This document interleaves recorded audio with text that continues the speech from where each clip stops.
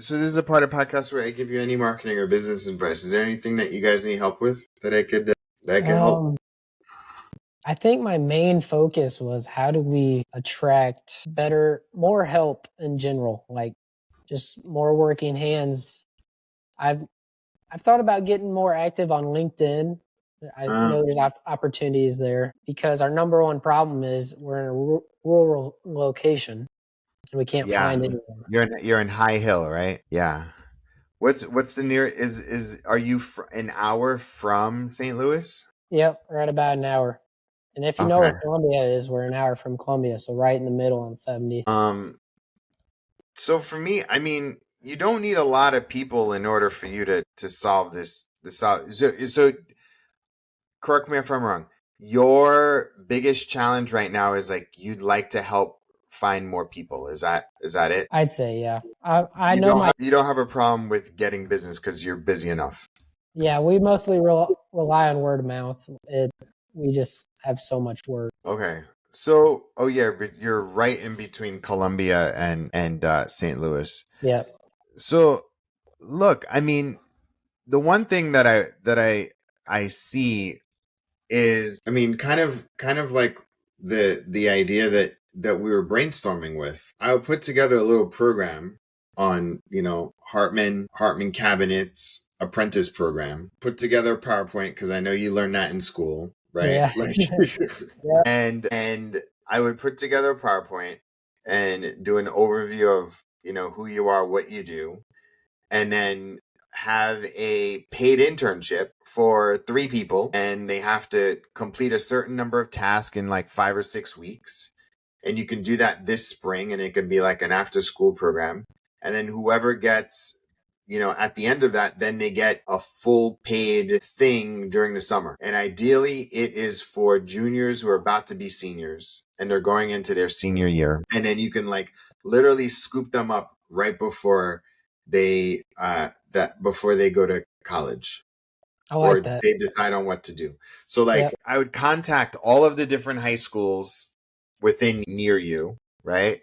Let's Yep. just see high schools. So look, there's Montgomery High School, Warren County, Herman, Battle, Parkway West. You know all those schools, right? Then you Yep. played them in Mexico, Jersey Community, Columbia. Put together a one sheet and then hit up the guidance counselor or the career day and say, hey, I'm a recent high school. You're 20, right?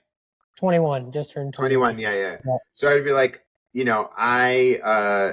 I'm a high school graduate. I went to trade school. I now work for my family's cabinet shop.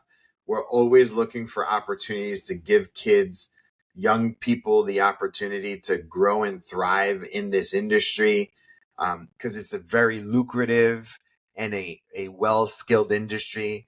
And so we want to put together, can I come in and do a talk? You literally, it's like, can I come in and do a talk? Yep. A career day talk at your wood shop or whatever.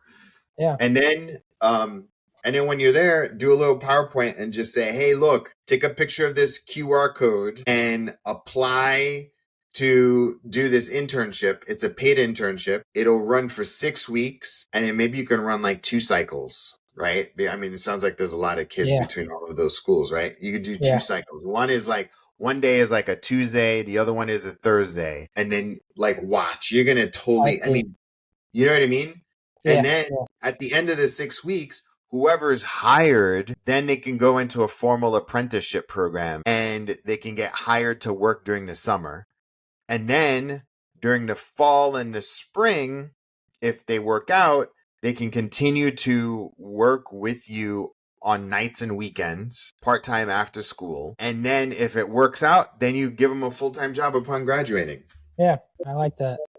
Yeah, during the summer, we usually pick up, I like that idea, apprenticeship. During the summer, we really kill it. We pick up another high school kid, and then my brother, he is in his first year of tech school where I went, State Tech. Yeah. And he is in automation and robotics. So he's got like program the CNC.